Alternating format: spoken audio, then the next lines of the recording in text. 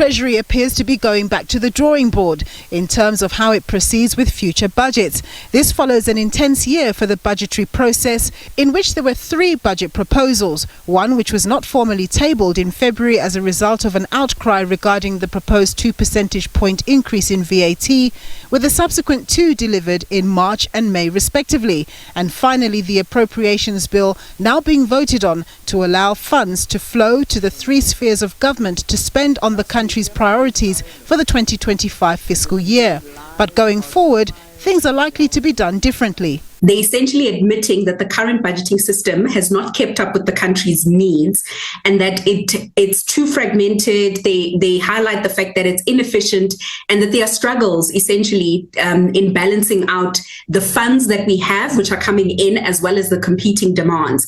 So essentially they're saying that they want to fix this by implementing this new model or proposed framework or process, if you will. And this will essentially include a spending review. So they'll be cutting unnecessary spending, they'll be prioritizing impactful programs, things like using essentially data and technology to improve accountability and reduce waste. Zavala is of the view that Treasury's proposed budget reforms aim to support the long-term goals of the country of reducing debt and critically growing the local economy to create jobs and gradually diminish some of the country's major social ills like unemployment and extreme inequality.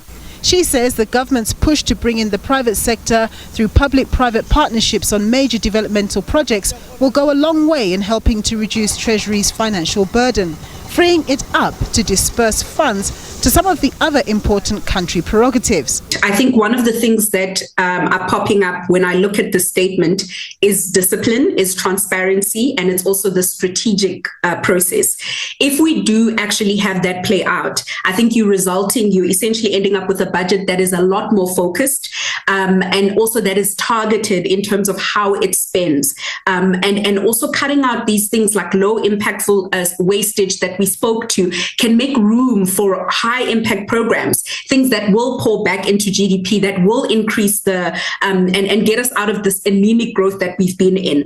If the fact that we're touching on things like using technology, it means that we're heading towards the direction of being able to eliminate fraud and duplication. You've got things like ghost workers that we've spoken about. So yes, I do think we're probably going to see a budget that looks slightly different to what it is, but the big ticket items will probably remain the same. It's just the amount of money that goes towards these areas is likely going to change. And so it's going to be very interesting to see how it plays out. I don't think anyone will know until Treasury has sort of taken it out completely so that they can show us these things. National Treasury has done a number of spending reviews already and is keen that come 2026, it puts into effect its review findings by implementing better spending.